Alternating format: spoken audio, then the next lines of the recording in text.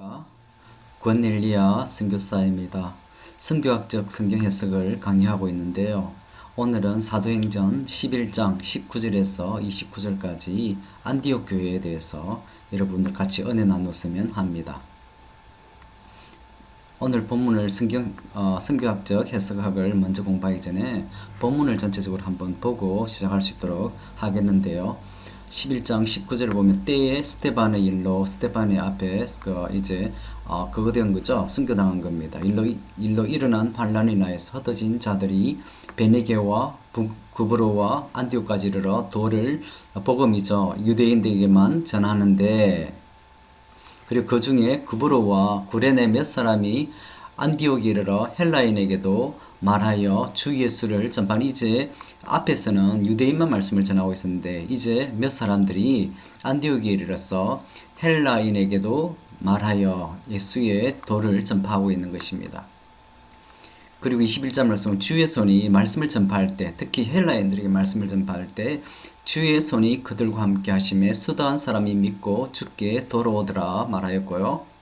22절 말씀 보면 예루살렘 교회가 이 사람들의 소문을 듣고 바나바를 안디옥까지 보내니 바나바는 착한 사람이요 성령과 믿음이 충만한 자라 이에 큰 무리가 주께 더하더라 하였습니다. 그리고 약간 좀 더 뛰는 25절을 보면 바나바가 사울을 찾으러 다소에 갔습니다. 그리고 만남에 안디옥에 데리고 와서 둘이 교회에 1년간 모여서 큰 무리를 말씀을 가르쳤다는 것인데요. 제자들이 안디옥에서 비로소 그리스도인이라 일컬었음을 받게 되었더라고 말하고 있습니다. 그 중에 아가볼 하는 한 사람이 일어나 성령으로 말하되 천하가 크게 흉년들리라 하더니 글라우디오 때 그렇게 되니라. 제자들이 각각 그 힘대로 유대에 사는 형제들에게 부조를 보내기로 정하고 여기서 보면 말씀을 전하였습니다. 그리고 안디옥에서 많은 역사가 있었고요. 그럴 때 비로소 거기서 그리스도인이라 불렸는데, 근데 또 그 안디옥 교회의 또 다른 특징을 보면 말씀을 통하여서 큰 은혜가 일어났고 부흥이 일어났는데, 동시에 그 예루살렘의 전세 가운데 글라우디오스 때 왕제 때 로마의 왕제 때 그 천하의 흉년이 되는데 특히 예루살렘에 많은 그 피해를 입었거든요. 많은 문제가 이 굶주리는 그런 문제가 있었는데 이 이방인 교회, 특히 안디옥 교회에서 힘대로 유대에 사는 형제들에게 부조를 이 오프링을 보내는 것을 볼 수 있겠어요. 그리고 이 본문을 통하여서 하나님의 선교학적 해석을 여러분들에게 같이 은혜 나눴으면 하는 그 부분이 저희 강의 내용인지 여러분 짐작하셨을 겁니다. 첫 번째 나타나는 것이 성경 전체라고 그랬습니다. 구약을 통하여서 통합적인 존재, 하나님의 선교는 어떤 그런 미시오 데이입니다. 하나님께서 드라이브 하시는 그 선교가 본문에서 어떤 부분들이 나타나는가를 나타내는 특징인데요. 첫 번째를 보면 뭐를 볼 수 있나고 하면 본문의 안디옥 교회죠. 땅끝으로 향하는 하나님의 선교의 시작점이라고 하는 미시오데이인 하나님께서 드라이브 하시는 그 선교의 시작점이라고 이 본문을 통해서 우리가 볼 수 있겠어요. 그리고 그 관련 말씀 19절이었는데 허절에 말씀하고 있습니다. 그래서 신약 성경과 선교인 이 말씀에서는 요하네스 니센입니다. 어떤 이 본문을 통하여서 하나님 선교를 말하고 있나고 하면 사도행전은 전체적으로 지리적인 특성을 보인다고 그는 말하고 있고요. 사도행전 중심 주제는 예루살렘에서 땅 끝으로 향하는 복음의 확산이라고 말하고 이것은 1장 8절에서부터 분명히 드러난다고 말하고 있습니다. 그리고 누가는 이 구절에 드러난 지리적 계획에 따라서 1장 7절은 예루살렘 복음의 확산을 말하고 있고요. 그리고 8장 9장은 유대와 그리고 사마리아와 복음의 확산을, 그리고 그 나머지 부분 전 세계 복음 확산을 다룬다고 요하네스 니센은 신약 성경과 선교에서 그렇게 이 하나님의 선교에 대해서 말하고 있는 본문에 대해서 말하고 있는 부분입니다. 그리고 이거 마이클 고힌 열방의 빛을에서는 어떻게 이 본문을 이야기하고 있는 거라면 구약의 선교와 구심적이라고 하면 사도행전의 선교는 신약의 선교 특기인데, 그런데 특히 사도행전의 선교는 원심적이라고 말하고 있고요. 하나님의 뜻은 교회의 증거가 땅끝까지 도착하는 것이라고 우리 특히 사도행전 1장 8절을 통하여서 우리가 알 수 있고 또 본문을 통하여서 알 수 있는 부분입니다. 이것이 주의 말씀이 예루살렘에서 시작하여서 그리고 열방 가운데 전해질 것에 대한 예언자들의 비전과 일참, 특히 열방의 말씀이 전해진다고 하면 앞장에서 제가 앞 클래스에서 제가 막 강의를 하였는데 이사야 특히 66장 말씀을 보시면 여러분들에게 많은 도움이 될 것 같아요. 그래서 우리가 선교를 복음이 새로운 것에 전해되는 지리적 확장으로 이해한다면 교회의 선교는 실제로 문화적 경계를 타문화 선교죠. 넘었을 때 시작된다고 볼 수 있겠습니다. 그리고 관련성이 하나님의 선교와 본문에 갖는 관련성에 대해서 두 번째를 살펴보면요. 말씀 전파를 통하여, 특히 말씀 전파를 통하여서 이방인들에게 나타나는 하나님의 선교를 볼 수가 있습니다. 항상 하나님의 선교는 여러분들 미시오 데이를 생각하면 될 수가 있겠어요. 그래서 관련 구절을 보면 19절에서 21절 말씀 보면 교회의 선교는 아직 구약 비전의 경계 안에 머물러 있었는데, 그런데 스테판이 돌로 처형을 당하는 시기에 박해로 인해 예루살렘을 떠난 유대인들이 안디옥에 올라가면서 유대인과 이방인 모두에게 예수님을 증거하는 걸 우리가 살펴봤는데요. 그래, 이들을 통해서 나타난 하나님 선교 중에서 특히 무엇이라고 하면 그들의 메시지는 상황화되어 있다고 말을 하고 볼 수가 있겠습니다. 그들은 주로 선포하고 있습니다. 더 분명하게 이방인들에게 복음의 중요성을 전달하고 있고요. 그리고 주님의 말씀을 전파하는 사도행전 전체의 지배적인 주제임을 우리가 볼 수가 있고요. 누가는 하나님의 능력이 함께한다는 구약적 표현을 그대로 사용하고 있음을 볼 수가 있겠습니다. 그리고 주의 손이 그들과 함께 하심에 수다한 사람이 믿고 주께 돌아오더라. 그럼 주의 손이 그들과 함께 하심에, 하나님의 능력이 함께 하신다는 그 구약적인 표현을 사용하고 있음을 우리가 이해할 수 있겠어요. 그래서 누가는 이 같은 구약적 표현을 통해서 그들의 이방 선교 활동이 구약에서 역사하신 하나님의 능력 안에서 이루어진 것임을 강조하고 있고요. 이는 이방인을 향한 하나님의 선교를 보여주는 증거라고 우리가 볼 수 있겠어요. 그리고 우리가 본문을 이 선교와 본문이 갖는 관련성에 대해서 이 말씀 전파를 통하는데, 그리고 어떤 또 이 두 번째 그런 예를 볼 수 있겠는데요. 이방인들에게 나타난 하나님의 선교를 볼 수 있는 말씀 전파를 통한 것은 어떤 것인지 다시 한번 보면 마이클 고인이 열방의 빛이라는 책에서 이를 성장하고 번영하는 교회로 비유하고 있습니다. 말씀 전파를 통해서 그렇습니다. 이에 여러 교회가 믿음이 더 굳건해지고 수가 날마다 늘어난다고 사도행전을 통해서 볼 수 있죠. 그래서 그들이 전하는 메시지는 또 말씀의 능력이 있습니다. 말씀의 능력이 있을 때 말씀의 능력이 어떤 것입니까? 기적이 일어납니다. 그리고 치유가 일어납니다. 축사가 일어납니다. 하나님께서 컨펌하신 겁니다. 그래서 안디옥에 데리고 와서 둘이 교회에 1년간 모여 있어 큰 무리를 가르쳐서 누구 있습니까? 바나바와 사울이었습니다. 말씀을 통해서 하나님의 임재가 이들의 삶을 바꾸었습니다. 그래서 참 그리스도인으로서 영향력을 가지고, 여기서 이 안디옥 교회에서 최초로 그리스도인이라고 불렸다고 그러고 있죠.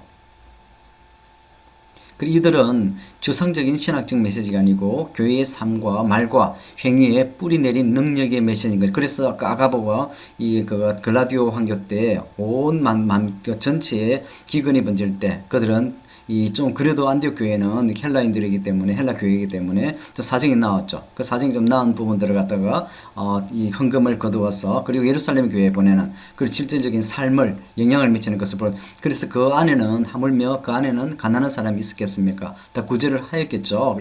풍성하였음을, 그리고 은혜가 넘침을 우리가 볼 수 있겠습니다. 그래서 하나님 임재가 드러나시면 하나님의 선교의 증거입니다. 하나님의 선교의 증거가 나타나려고 하면 하나님 임재가 나타나게 되어 있죠. 또 그래서 공일이 나타나야 됩니다. 말씀의 역사가 나타나야 됩니다. 그 역사가 이 하나님의 선교임을 우리가 볼 수 있겠어요. 그리고 또 어떤 본문에서 하나님의 선교와 본문이 갖는 관련성을 볼 수 있냐면 안디옥 교회는 하나님의 선교적인 공동체였다고 우리가 볼 수 있는데요.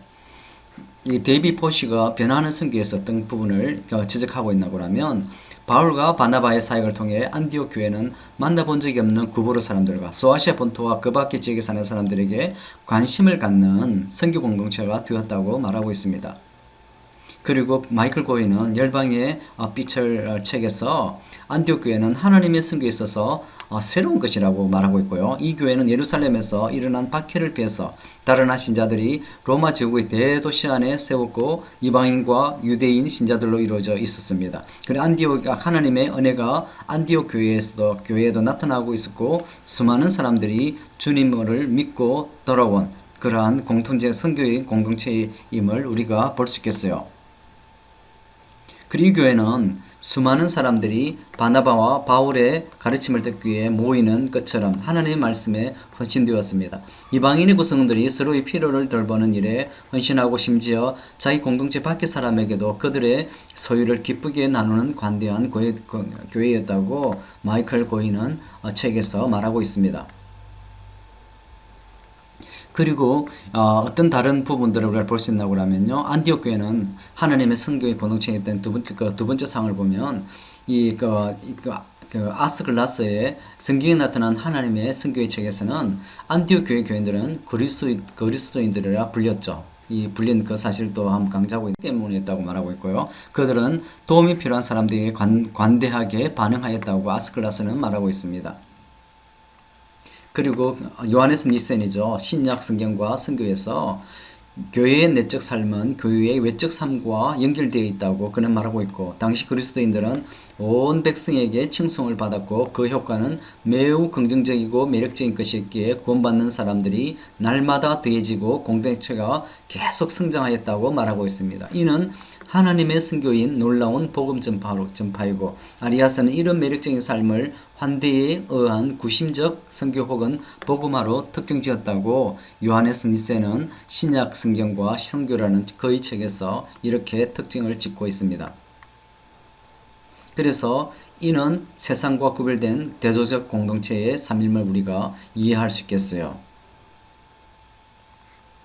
그리고 여기서 나타난 하나님 선교의 본문과 관계된 것을 살펴봤고요. 그리고 본문을 통하여서 어떤 선교 패러다임을 우리가 살펴볼 수 있는지 한번 보면요.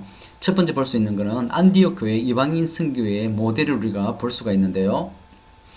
마이클 고인입니다. 열방의 빛을 어떤 패러다임을 이 본문을 통해서 알 수가 있나고 하면 안디옥 교회는 하나님의 선교에 있어서 전혀 새로운 선교 패러다임을 발견하고 있습니다.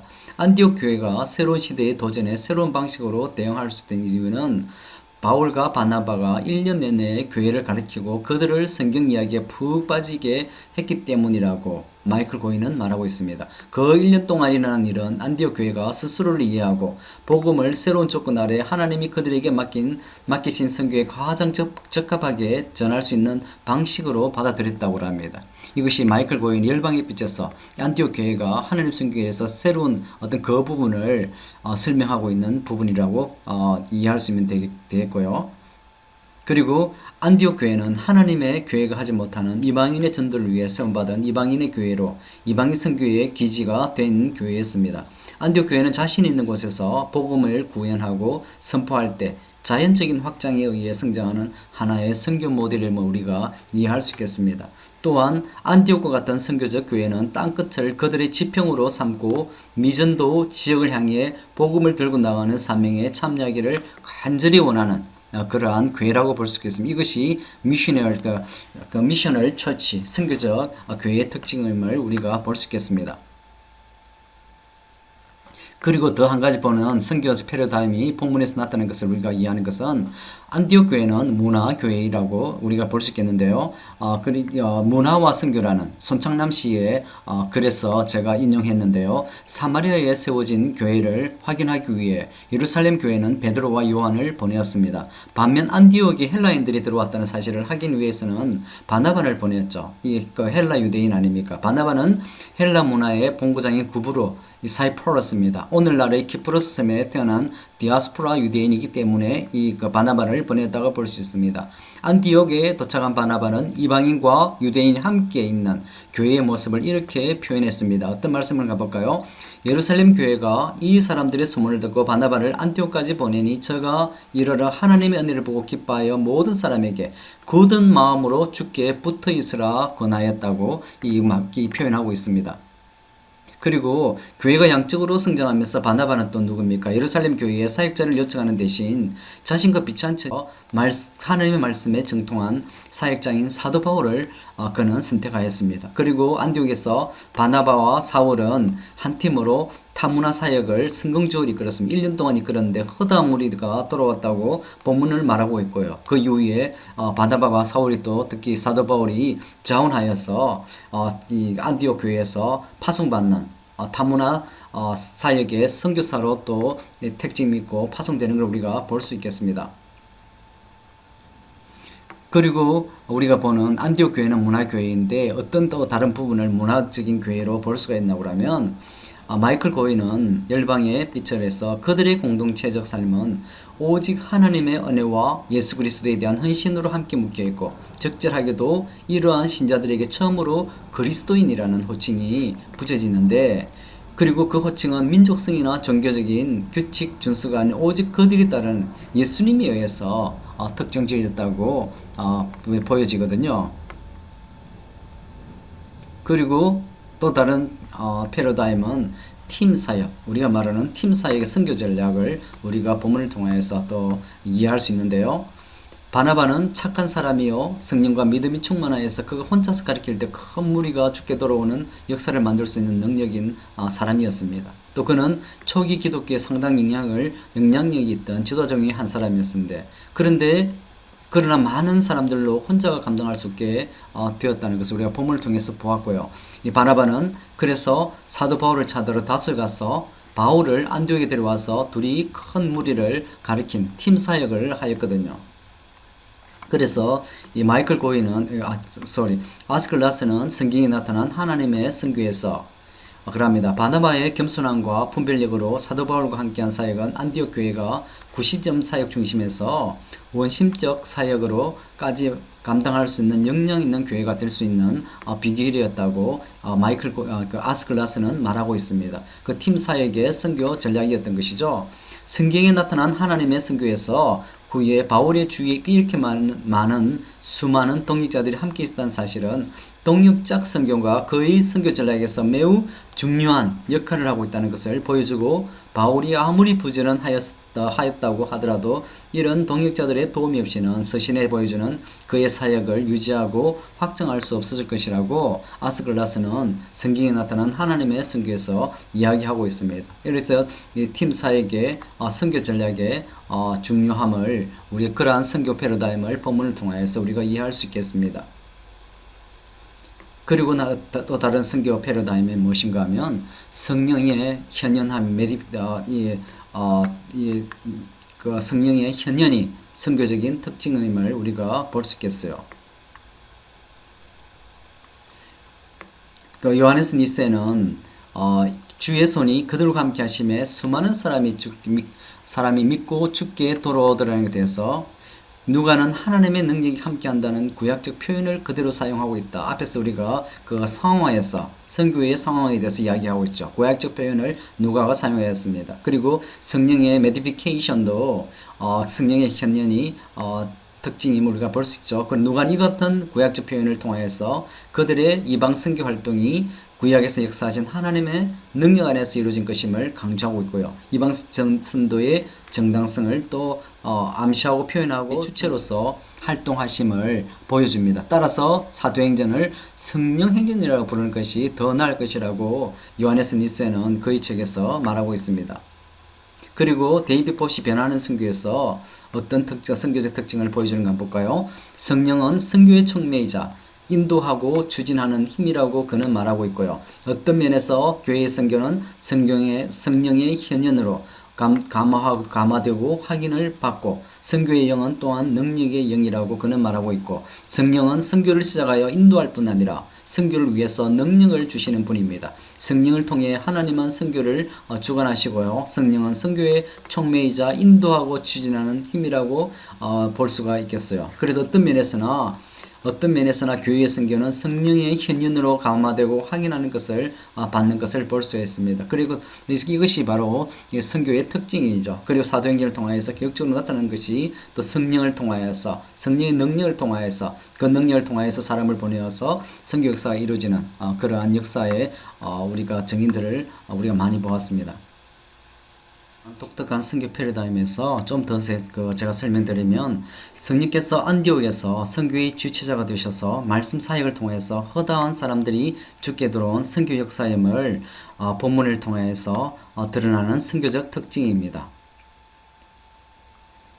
그리고 또 다른 독특한 선교 패러다임에서 대해서 보면요, 도시 선교와 사도행전의 선교 전략이라고 볼 수 있겠어요.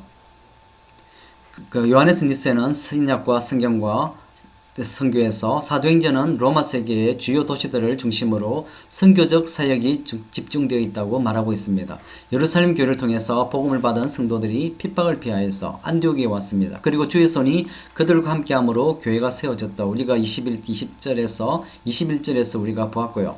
안디옥은 수리아 지방의 대도시입니다. 바울의 동기자들이 주변 도시에서 복음을 전파했고, 그리고 안디옥 교회 중심으로 개척된 에베소, 그리고 에베소 주변에 있는 골로새 교회는 물론이고 라오디키아 교회와 히에라볼리, 그리고 그쪽에 터키 있던 지역에 있던 교회죠. 역시 바울의 동역자인 에브라브로의 의해 세워진 것으로 보입니다. 또한 빌레몬과 아키포는 개종한 후에 자신의 고향에서 교회를 세운 것으로 추정된다고 요하네스 니세는 그렇게 말하고 있습니다. 그래서 도시 선교가 사도행전의 선교 전략이라고 우리가 볼 수 있습니다. 그리고 아스클라스는 성경에 나타난 하나님의 선교에서 본문의 안디옥에서 사역은 사도행전 전체에 드러나는 도시 중심적인 선교임을 보여준다고 그는 다시 한번 강조하고 있고요. 이제 막 복음이 실질적인 열방으로 전파되기 시작한 시점에 대도시 중심의 사역은 효과적인 선교 전략임에 틀림없다고 그는 말하고 있습니다. 찰스 베넷은 아스클라스가 인용합니다. 바울을 대도시 설교자라고 부릅니다. 그가 단 한 번 변방 지방인 루스드라와 더벨의 방향을 돌린 경우를 제외하면 그는 보통 도시에서 집중하였습니다. 그리고 도시를 통하여서 시골 지방에 영향 주기를 원했다고 아스클라스는 그의 책에서 인용하고 있습니다. 그래서 도시 선교가 사도행전의 선교 전략이라고, 특히 사도행전 11장에서 나타난 특징이라고 볼 수 있겠습니다. 그래서 자신의 앞에서 우리가 하나님의 선교 본문에 나타난 것을 연관성을 살펴보았고요. 그리고 본문에 나타난 선교 패러다임도 제가 설명하였습니다.